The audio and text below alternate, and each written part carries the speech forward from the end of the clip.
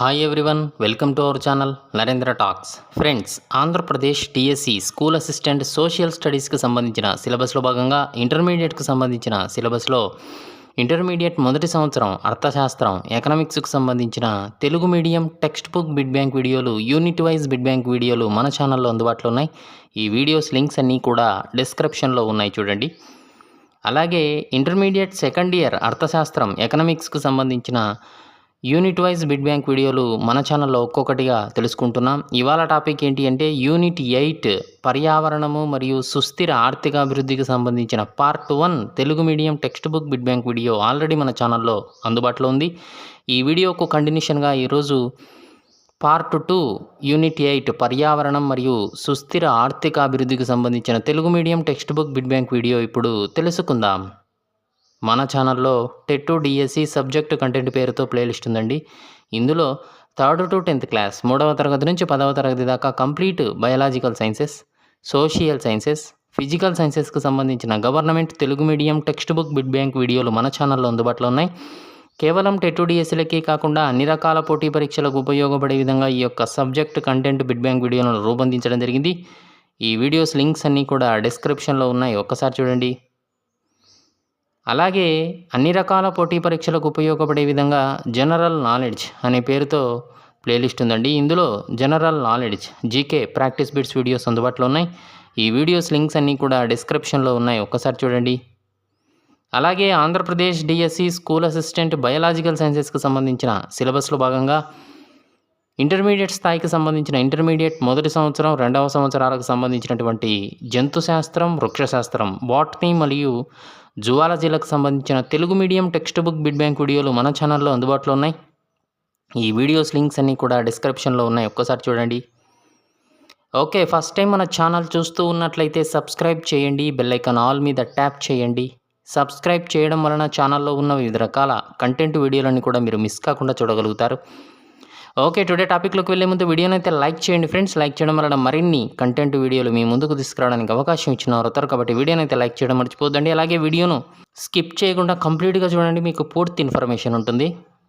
ఇక విషయంలోకి వస్తే Andhra Pradesh DSC school assistant social స్టడీస్కి సంబంధించిన ఇంటర్మీడియట్ సిలబస్లో భాగంగా ఇంటర్మీడియట్ సెకండ్ ఇయర్ ద్వితీయ సంవత్సరానికి సంబంధించిన అర్థశాస్త్రం ఎకనామిక్స్కి సంబంధించిన యూనిట్ వైజ్ బిడ్ బ్యాంక్ వీడియోలు మన ఛానల్లో ఒక్కొక్కటిగా తెలుసుకుంటున్నాం. ఇవాళ టాపిక్ ఏంటి అంటే యూనిట్ 8 పర్యావరణం మరియు సుస్థిర ఆర్థికాభివృద్ధికి సంబంధించిన part 1 Telugu medium text book bit bank video మన ఛానల్లో అందుబాటులో ఉంది. ఈ వీడియోకు కంటిన్యూషన్గా ఇవాళ పార్ట్ 2 యూనిట్ 8 పర్యావరణం మరియు సుస్థిర ఆర్థికాభివృద్ధికి సంబంధించిన Telugu medium government text book bit bank video ఇప్పుడు తెలుసుకుందాం. మొదటి ప్రశ్నను గమనిస్తూ ఉన్నాం. వాయు కాలుష్యము కారణాలు తెలపండి. వాయు కాలుష్యం కలగడానికి కారణాలు తెలపండి. ఆప్షన్ ఏ, వాయు కాలుష్యం సహజమైన మానవ నిర్మితమైన ఆధారాల వల్ల జరుగుతూ ఉంది. ఆప్షన్ బి, వంట చెరుకును కాల్చడం, శిలాజ ఇంధనాలను వాడడం. ఆప్షన్ సి, పారిశ్రామికీకరణం, పంటల సాగు, వాహన విసర్జకాలు. ఆప్షన్ డి, న్యూక్లియర్ పరీక్షలు, అడవులు నాశనమవడం, గనుల తవ్వకం, విద్యుత్ ఉత్పత్తి, శీతలీకరణ పరిశ్రమలు. ఆప్షన్ ఈ పైవన్నీ. ఆన్సర్ చేయడానికి ట్రై చేస్తూ ఉండండి ఫ్రెండ్స్ కామెంట్ సెక్షన్లో. వాయు కాలుష్యం కలగడానికి కారణాలు, ఆన్సర్ ఈజ్ ఆప్షన్ ఈ పైవన్నీ అండి. రెండో ప్రశ్న చూస్తే, బరువు దృష్ట్యా చూస్తే మానవుడు రోజూ తీసుకునే పదార్థాల్లో ఎంత శాతం వరకు గాలి ఉంటుంది? 70%, 75%, 80%, 90%. బరువు దృష్ట్యా చూస్తే మానవుడు రోజూ తీసుకునే పదార్థాల్లో ఎంత శాతం వరకు గాలి ఉంటుంది? ఆన్సర్ ఈజ్ ఆప్షన్ సి, 80% వరకు. మూడో ప్రశ్న చూస్తే, సాధారణ ఆరోగ్యవంతమైన మనుషులు సగటున ఒక రోజుకు ఎన్నిసార్లు శ్వాసిస్తారు? 2100 సార్లు, 2200 సార్లు, 1800 సార్లు, 1900 సార్లు. సాధారణ ఆరోగ్యవంతమైన మనిషి సగటున ఒక రోజుకు ఎన్నిసార్లు శ్వాసిస్తాడు? ఆన్సర్ ఈజ్ ఆప్షన్ బి, 2200 సార్లు శ్వాసించడం జరుగుతుంది. నాలుగో ప్రశ్న చూస్తే, సాధారణ మానవులు ఒక రోజులో సుమారు ఎన్ని కిలోగ్రాముల గాలిని పీల్చుకుంటూ ఉంటాడు? 15 నుంచి 20 కిలోగ్రాముల, 16 నుంచి 20 కిలోగ్రాముల, 14 నుంచి 21 కిలోగ్రాముల, ఏది కాదు? ఆన్సర్ ఈజ్ ఆప్షన్ బి, 16 నుంచి 20 కిలోగ్రాముల గాలిని పీల్చుకుంటూ ఉంటాడు ఒక రోజులో. ఐదో ప్రశ్న చూస్తే ప్రస్తుతం అంచనాల ప్రకారంగా సగటున ఒక సంవత్సరానికి ఎన్ని బిలియన్ టన్నుల వాయు కాలుష్య కారకాలు విడుదలవుతూ ఉన్నాయి? 2 బిలియన్ టన్నులు, 3 బిలియన్ టన్నుల, 4 బిలియన్ టన్నుల, ఏది కాదు? ప్రస్తుత అంచనాల ప్రకారం సగటున ఒక సంవత్సరానికి ఎన్ని బిలియన్ టన్నుల వాయు కాలుష్య కారకాలు విడుదలవుతూ ఉన్నాయి? Answer is option A, 2 billion టన్నులు. ఆరో ప్రశ్న చూస్తే వాయు కాలుష్యం ప్రభావాలు తెలపండి. వాయు కాలుష్యం ప్రజలను, మొక్కలను, జంతువులను, జలచరాలను ప్రతికూలంగా ప్రభావితం చేస్తుంది. మానవుల ఆరోగ్యాన్ని తారుమారు చేస్తుంది. చెట్లు, మొక్కల ఆకులను పాడు చేస్తుంది. మొక్కల వృద్ధిని అడ్డుకుంటుంది. చారిత్రక కట్టడాలను వర్ణవిహీనం చేస్తుంది. ఇల్లు, కార్లు, వాటికి ఉండే వెలుపల రంగులు పేలవంగా తయారు చేస్తుంది. ఆప్షన్ జీ పైవన్నీ. వాయు కాలుష్యం యొక్క దాని ప్రభావాలు తెలపండి. ఆన్సర్ ఈజ్ ఆప్షన్ జీ పైవన్నీ అండి. ఏడో ప్రశ్న చూస్తే ప్రసిద్ధ కట్టడమైనటువంటి తాజ్మహల్ తెల్లటి పాలరాయిని ఏ సంవత్సరం నుండి పసుపు రంగులోకి మారటం ప్రారంభించింది? 1995 నుంచా, 98 నుంచా, 99 నుంచా, ఏది కాదు? ప్రసిద్ధ కట్టడమైన తాజ్మహల్ తెల్లటి పాలరాయి ఏ సంవత్సరం నుంచి పసుపు రంగులోకి మారడం ప్రారంభించింది? ఆన్సర్ ఈజ్ ఆప్షన్ బి, 1998 నుంచి. ఎనిమిదో ప్రశ్న చూస్తే కొన్ని పదార్థాలు కానీ కారకాలు కానీ నీటిలో ఎక్కువగా చేరిపోయి నీటి యొక్క స్వచ్ఛతను తగ్గించి వేసి దానిని ఆరోగ్యానికి హానికరంగాను వాడుకోవడానికి కూడా పనికి రాకుండా మార్చివేయడాన్ని ఏమంటారు? జల కాలుష్యమా, నీటి కాలుష్యమా, భౌమ కాలుష్యమా? Option D, A comma బీనా. కొన్ని పదార్థాలు కానీ కారకాలు కానీ నీటిలో ఎక్కువగా చేరిపోయి నీటి యొక్క స్వచ్ఛతను తగ్గించి వేసి దానిని ఆరోగ్యానికి హానికరంగాను వాడుకోవడానికి కూడా పనికి రాకుండా మార్చివేయడాన్ని ఏమంటారు? Answer is option D, A comma B, జల కాలుష్యం లేదా నీటి కాలుష్యం అంటారు. తొమ్మిదో ప్రశ్న వస్తే జీవరాశులకు గాలి, ఎండ ఎంత అత్యవసరమో నీరు కూడా అంతే అత్యవసరం. అయితే మానవుని శరీర బరువులో ఎంత శాతం నీరు ఉంటుంది? 60%, 70%, 75%, ఏది కాదు? Answer is option B, 70%. పదో ప్రశ్న చూస్తే భూమి మీద ఉండే నీరు ఎంత శాతం ఎక్కడెక్కడ ఉంది? 97% సముద్రాల్లోనా, 70% నదుల్లోనా, 3% స్వచ్ఛమైన నీరా? ఆప్షన్ డి, ఏ కామా సీనా. భూమి మీద ఉండే నీరు ఎంత శాతం ఎక్కడెక్కడ ఉంది? Answer is option D, A comma C. 97% సముద్రంలో ఉంటే 3% మాత్రమే స్వచ్ఛమైన నీరుంది. ఇక 11వ ప్రశ్న చూస్తే ఉపరితల నీటి వనరులు ఏవి? సెలయేర్లు, సరస్సులు, చెరువులు, నదులు, సముద్రాలు, ఆనకట్టలు, జలధారలు. ఆప్షన్ ఈ పైవన్నీ. ఆన్సర్ ఈజ్ ఆప్షన్ ఈ పైవన్నీ అండి. 12వ ప్రశ్న చూస్తే భూగర్భ జలం అంటే ఏమి? భూమి లోపల నీరు ఇంకిపోయిన బావులలో ఉన్నటువంటివే, గొట్టపు బావులలో ఉన్న నీరా? ఆప్షన్ సి, ఏ కామా బీనా. ఆప్షన్ డి, ఏది కాదు? భూగర్భ జలం అంటే answer is option C, A comma B. 13వ ప్రశ్న చూస్తే నీటి కాలుష్యానికి గల కారణాలు తెలపండి. గృహాలలో వ్యర్థాలు, మానవ వ్యర్థాలు, మేట వేయడం, పారిశ్రామిక వ్యర్థాలు, రసాయనిక ఎరువులు, క్రిమిసంహారకాలు చేరడం నీటిలో, ప్రమాదవశాత్తు సముద్రంలో చిందిపోయే నూనెలు, విషపూరితమైన లోహాల మూలకాలు, గనుల తవ్వకం వల్ల వచ్చే వివిధ రకాల ఆ యొక్క పదార్థాలు, వాటి వల్ల వచ్చే వ్యాధులు. ఆప్షన్ జీ పైవన్నీ. ఆన్సర్ ఈజ్ ఆప్షన్ జీ పైవన్నీ అండి. 14వ ప్రశ్న వస్తే నీటి కాలుష్యం, దాని ప్రభావాలు తెలపండి.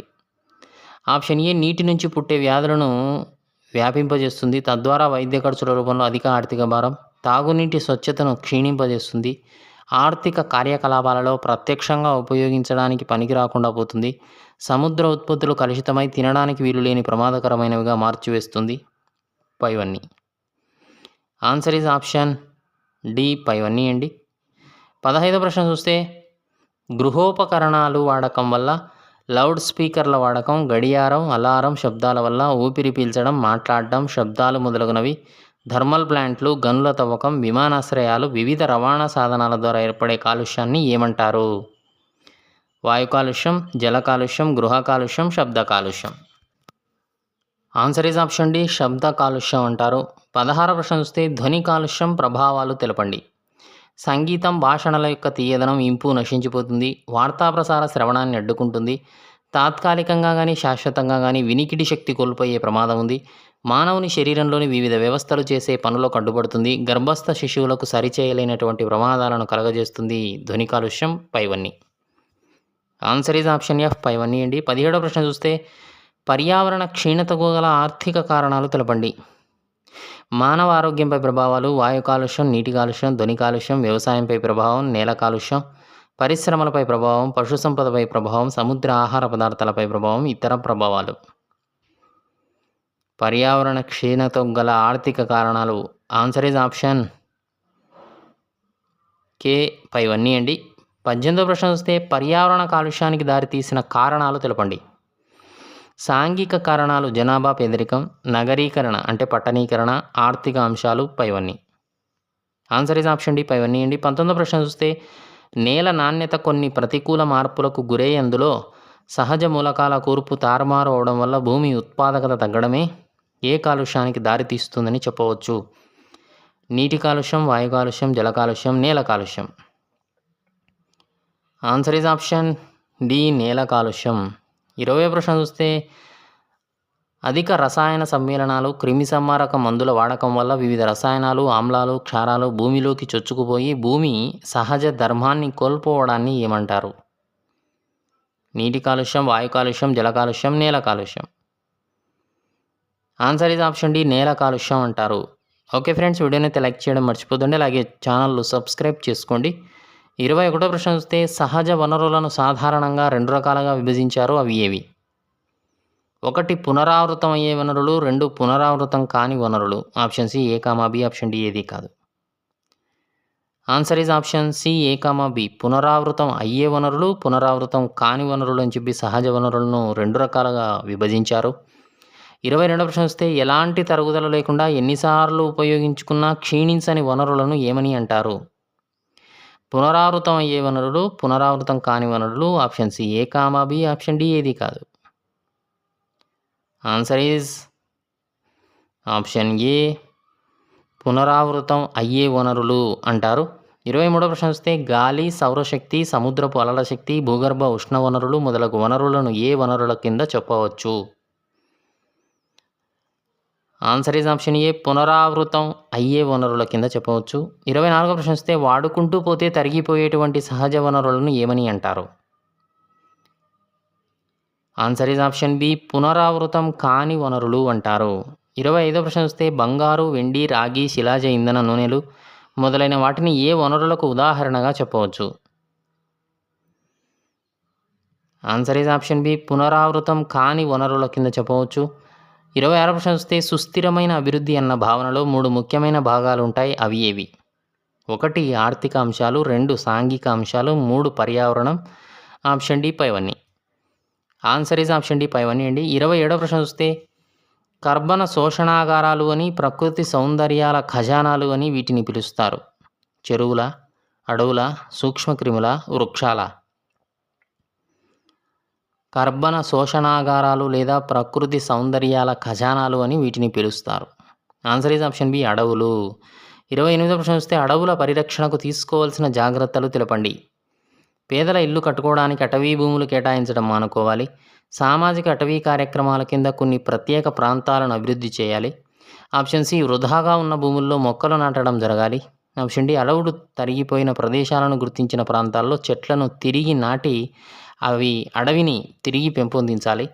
సంయుక్త అటవీ యాజమాన్య సంఘాలను స్థాపించడం అవసరం. పైవన్నీ. ఆన్సర్ ఈజ్ ఆప్షన్ ఎఫ్ పైవన్నీ అండి. 29వ ప్రశ్న వస్తే భూమి మొత్తాన్ని ఆవరించి ఉన్న వాయువుల సమూహాన్ని వాతావరణం అంటారు. దీనిలో 4 పొరలు ఉంటాయి. అవి ఏవి?